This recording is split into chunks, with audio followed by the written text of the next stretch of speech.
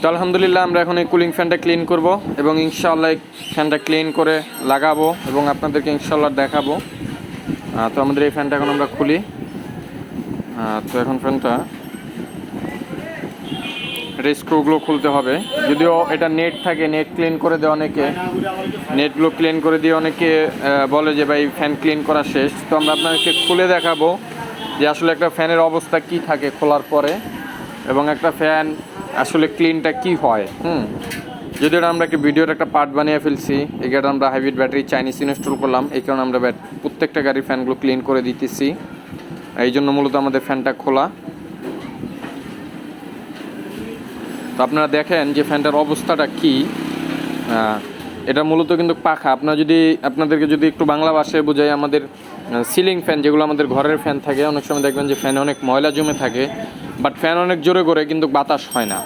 এই সমস্যাটা আমরা অনেকেই ফেস করি। তো মূলত এই জিনিসটা কিন্তু এরকম, এটার স্পিডের একটা লিমিট আছে, এবং এটা কম বেশি হয় অ্যাডজাস্টিং সিস্টেম কিংবা আরপিএম সিস্টেম হিসেবে আমরা যেটা বুঝি। তো এটাতে দেখেন কি পরিমাণে ধুলা, যে এত পরিমাণে ময়লা, তখন বাতাসটা আপনার ফ্যান করতে থাকে, বাট বাতাসটা আপনার ক্লিয়ারলি দিতে পারে না, তখনই ব্যাটারিগুলো ওভারহিটিং হইতে থাকে। দেখতেছেন কি পরিমাণে ময়লা এটা থেকে বের হইতেছে। তো ওই ওভারহিটিং হওয়ার কারণে আপনার মূলত ব্যাটারিগুলো অতি তাড়াতাড়ি ড্যামেজ হয়ে যায়। আর আমরা বিশেষ করে চাইনিজ ব্যাটারিগুলো যেগুলোতে যে কোনো গাড়ির যে কোনো ব্যাটারি আমরা লাগাইতেছি, আমরা এই কুলিং ফ্যান ফ্রি ক্লিনিং রাখতেছি, মানে ব্যাটারি লাগানোর পর থেকে আমাদের কাছে যতদিনই আসবে গাড়ি ফ্রি। তো আপনারা দেখতে থাকুন, ইনশাআল্লাহ আশা করি ভালো লাগবে। তো আপনারা দেখতে থাকুন। আসসালামু আলাইকুম রহমতুল্লাহ।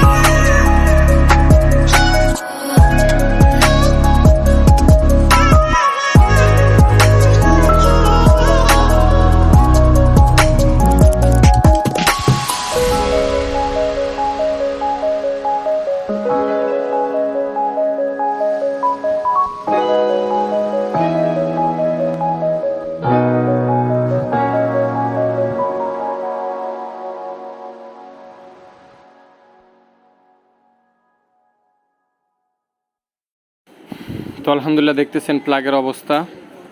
আমরা এখন এটাতে নতুন প্লাগ ইনস্টল করতেছি এবং আমরা প্লাগগুলো লাগিয়ে ইনশাআল্লাহ গাড়িটা নিয়ে টেস্ট ড্রাইভে যাব। এর ভিতরে আমাদের ভিতরে সিট লাগানো হচ্ছে। এটা হলো 2015 মডেলের নোহা স্কোয়ার।